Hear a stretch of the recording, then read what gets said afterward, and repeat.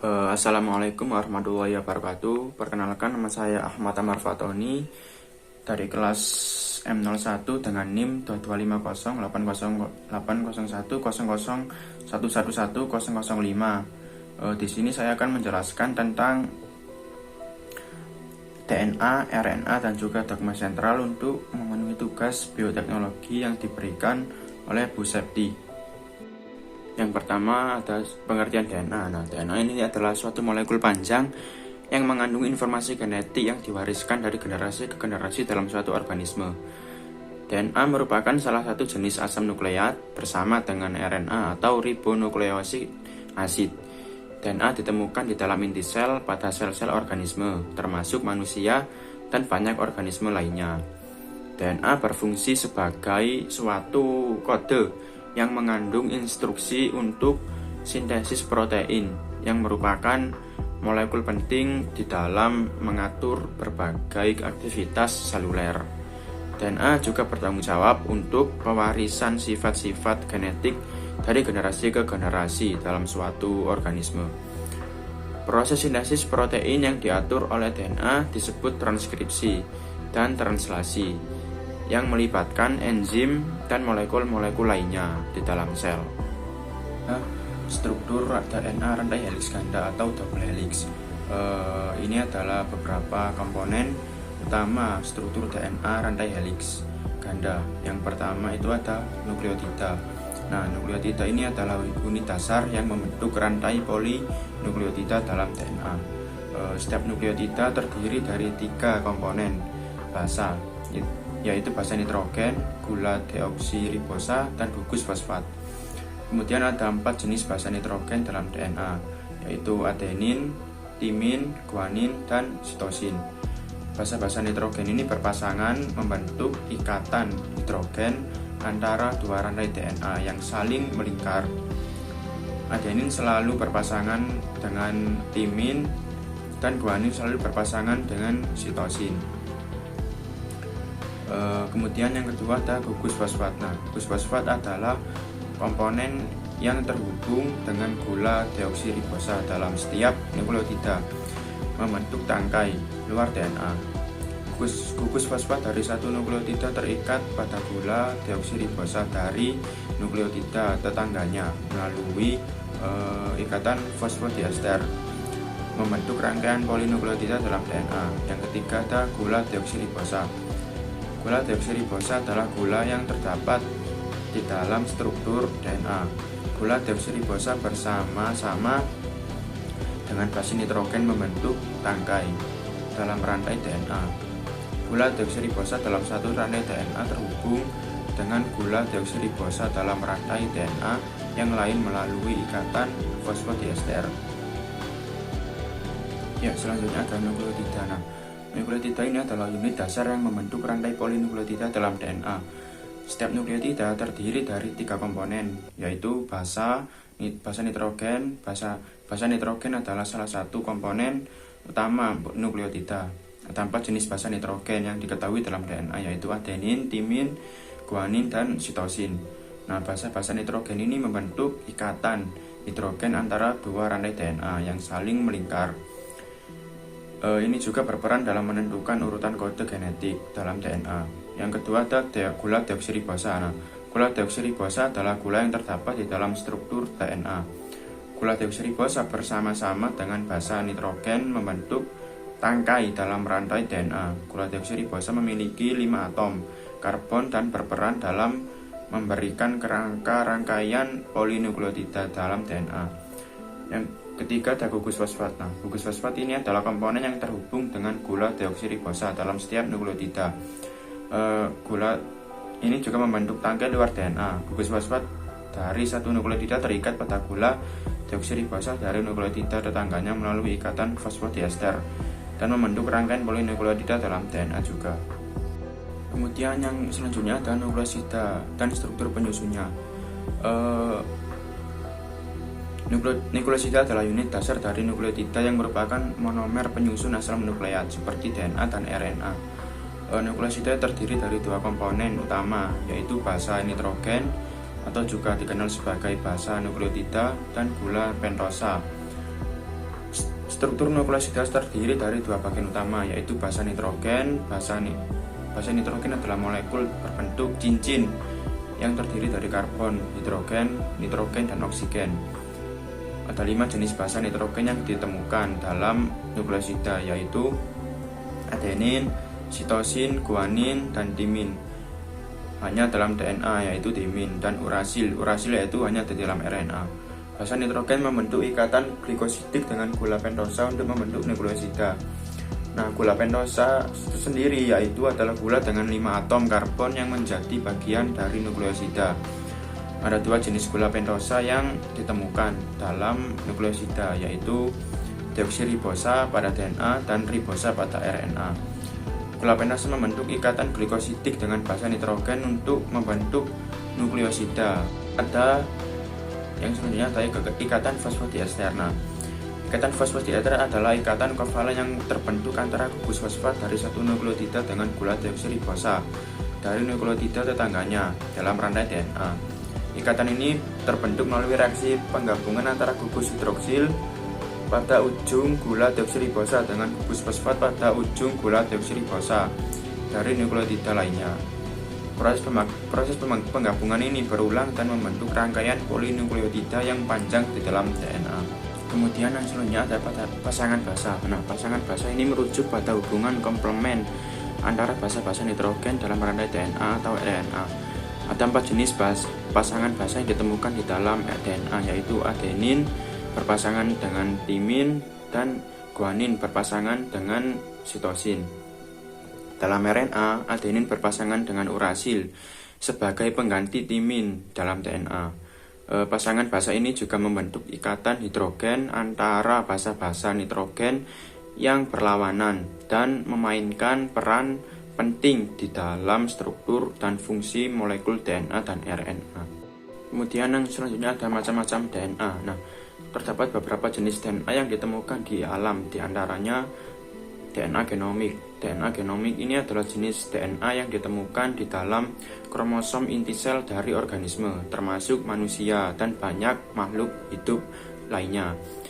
DNA genomik mengandung seluruh informasi genetik yang diperlukan untuk mengatur sifat-sifat dan karakteristik organisme. Yang kedua ada DNA mitokondria. Nah, DNA mitokondria ini adalah jenis DNA yang ditemukan di dalam mitokondria, yaitu organel dalam sel yang berfungsi sebagai pembangkit energi. DNA mitokondria diwariskan hanya dari ibu ke anak dan digunakan di dalam penelitian genetik untuk mempelajari sejarah evolusi manusia dan hubungan kekerabatan antar populasi. Yang ketiga ada DNA plasmid. Nah, DNA plasmid adalah DNA ekstra kromosomal kecil yang ditemukan pada bakteri beberapa organisme lain. Plasmid mengandung informasi genetik tambahan yang dapat memberikan keuntungan selektif bagi bakteri, seperti resistensi terhadap antibiotik. Kemudian yang selanjutnya ini ada struktur RNA. RNA atau asam ribonukleat adalah molekul polinukleotida yang terdiri dari satu untai tunggal. Berbeda dengan DNA yang terdiri dari 2 untai atau helix ganda. Nah, struktur DNA melibatkan 3 komponen utama, yaitu yang pertama ada basa nitrogen. Seperti dalam DNA, basa nitrogen dalam RNA terdiri dari adenin, sitosin, guanin, dan urasil. Urasil menggantikan timin yang ditemukan di dalam DNA. Yang kedua ada gula ribosa. Gula ribosa adalah gula pentosa yang menjadi bagian dari RNA. Ribosa memiliki 1 atom oksigen lebih banyak dibandingkan deoksiribosa yang merupakan gula pentosa dalam DNA. Yang ketiga ada fosfat. Nah, fosfat adalah komponen ketiga dalam struktur RNA. Fosfat berikatan dengan gula ribosa melalui ikatan fosfodiester membentuk rangkaian polimer yang disebut rantai RNA. Struktur RNA dapat bervariasi, termasuk RNA rantai tunggal seperti mRNA, tRNA, dan rRNA, dan RNA berstruktur 3 dimensi kompleks seperti ribosom. RNA berperan dalam berbagai fungsi seluler, termasuk sebagai molekul penyandi informasi genetik atau mRNA, pengangkut asam amino selama sintesis protein atau tRNA, serta sebagai komponen utama ribosom yang berperan dalam sintesis protein atau rRNA. Struktur RNA dapat membantu ikatan intra dan antar molekul menghasilkan lipatan atau struktur 3 dimensi yang penting untuk fungsi dan stabilitas molekul RNA. Selain itu, RNA ini juga dapat mengalami modifikasi pasca transkripsi seperti penghapusan intron dan penambahan gugus 5 cap dan ekor poli A pada ujung 5 dan 3 molekul RNA yang berperan dalam regulasi ekspresi genetik dan stabilitas RNA.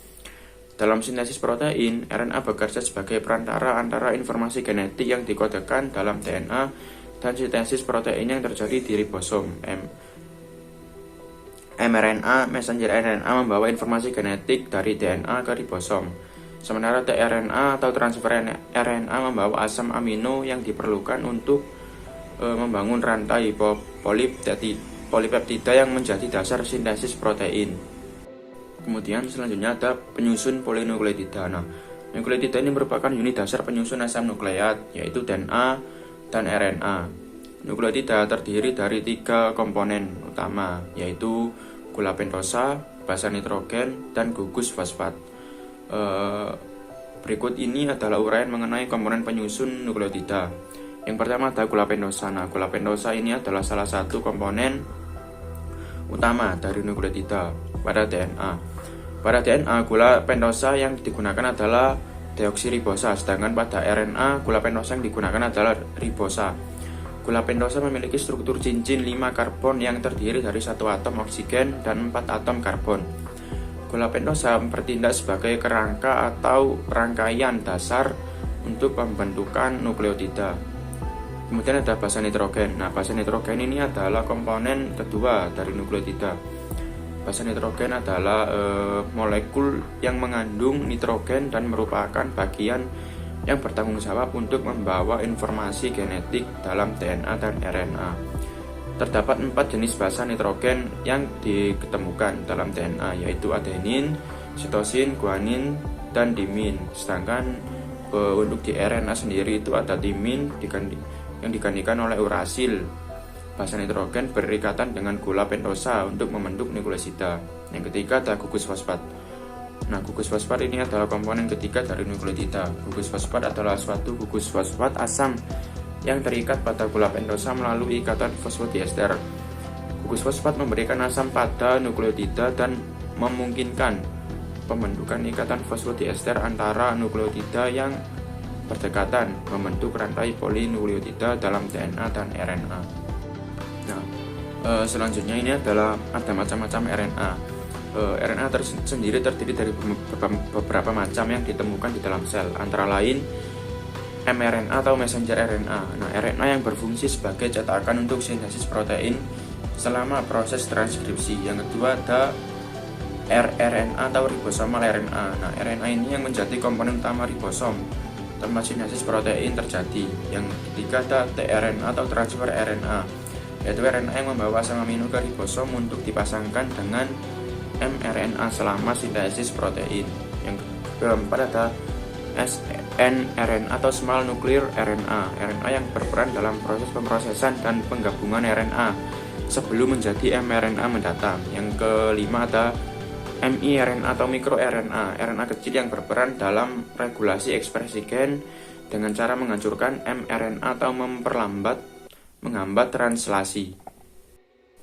Kemudian kita sekarang akan membahas tentang perbedaan antara DNA dan juga RNA. Yang pertama ini ada perbedaan rantai polinukleotida. DNA sendiri terdiri dari 2 rantai yang saling berpautan membentuk struktur helix ganda. Sedangkan untuk RNA sendiri terdiri dari 1 rantai tunggal. Kemudian letak. Nah, DNA ini letaknya ada di inti sel mitokondria. Kemudian RNA itu letaknya di luar sel sebagai molekul bebas atau sebagai komponen virus. Kemudian gula pentosa DNA itu lebih stabil dan RNA kurang stabil karena ada kelompok hidroksil pada karbon 2. Kemudian basa nitrogen, yaitu DNA itu terdiri dari adenin, timin, guanin, sitosin, dan RNA itu sendiri terdiri dari sitosin, timin, guanin, dan urasil. Kemudian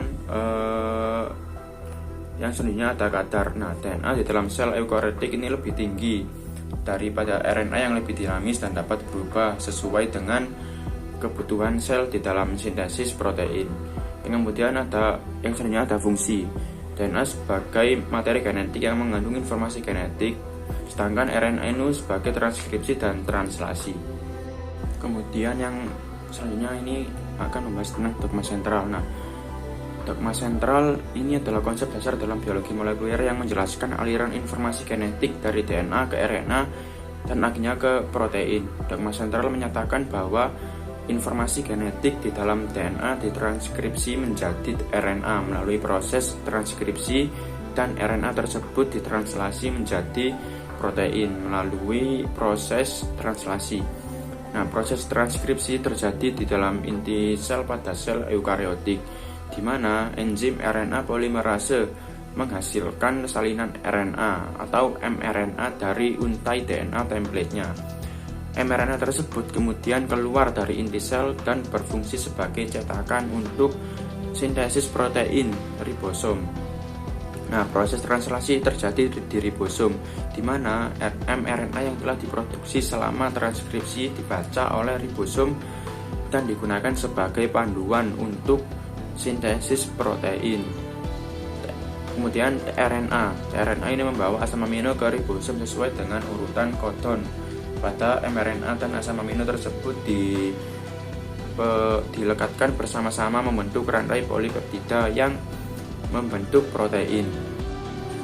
Kemudian ada replikasi. Nah, replikasi DNA adalah proses pembentukan salinan identik dari molekul DNA yang ada. Proses replikasi DNA terjadi selama fase sintesis di dalam siklus sel, di mana DNA digandakan sebelum sel membelah.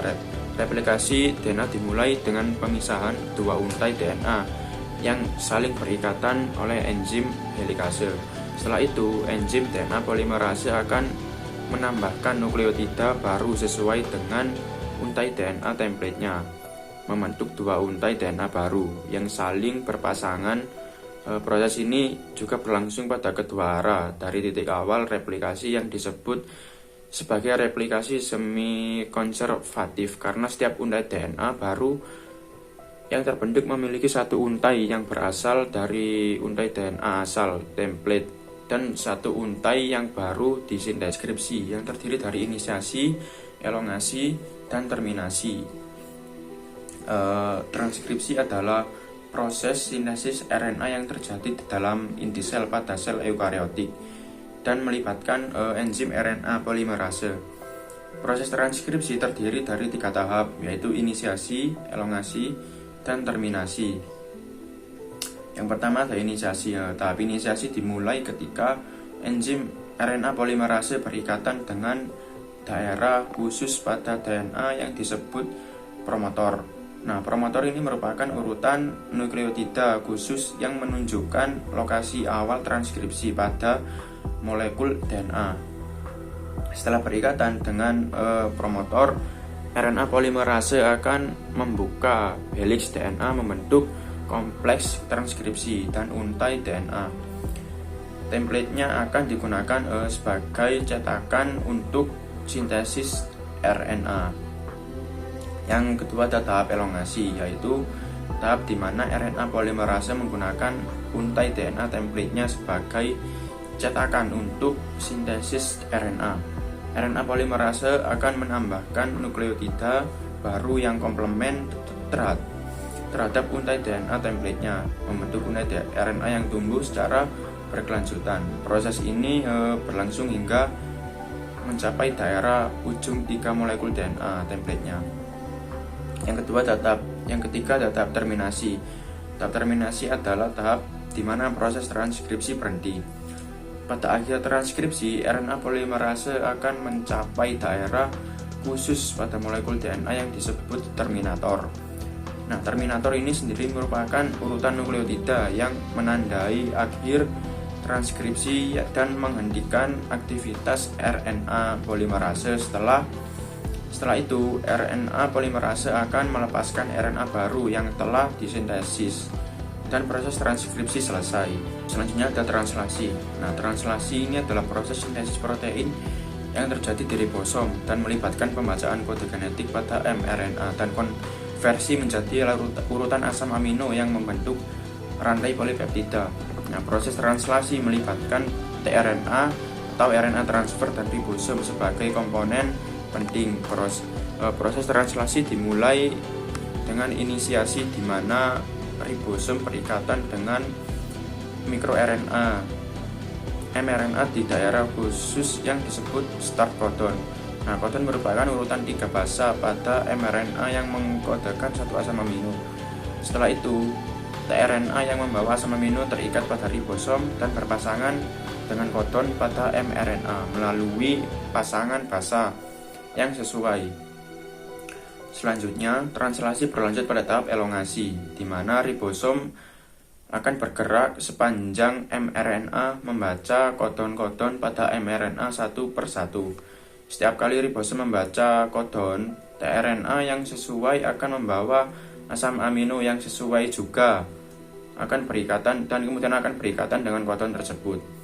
Nah, asam amino yang dibawa tRNA ini akan membentuk ikatan peptida dengan asam amino sebelumnya yang telah berada pada rantai-rantai polipeptida yang terbentuk.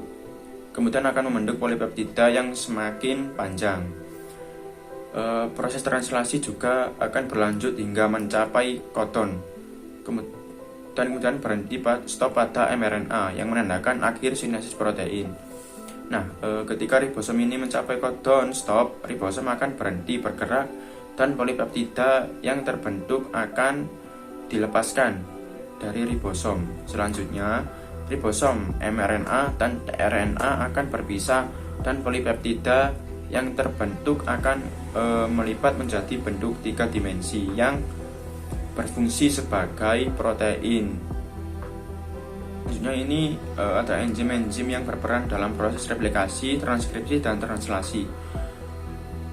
Enzim yang berperan di setiap tahapnya ini ada beberapa yang penting, yaitu yang pertama ada enzim helikase. Nah, enzim ini berperan di dalam replikasi DNA dengan membuka dan memisahkan 2 untai DNA yang berikatan membentuk gugus cabang yang digunakan sebagai cetakan untuk sintesis untai DNA baru.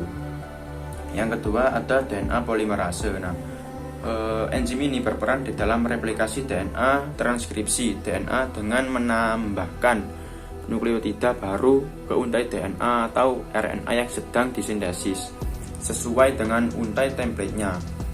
Yang ketiga ada RNA polimerase. Nah, enzim ini berperan di dalam transkripsi RNA dengan mensintesis RNA baru menggunakan untai DNA template-nya sebagai cetakan. Yang keempat ada ribonuklease. Nah, enzim ini berperan dalam degradasi RNA yang rusak atau tidak diperlukan di dalam sel. Kemudian ada ribosom.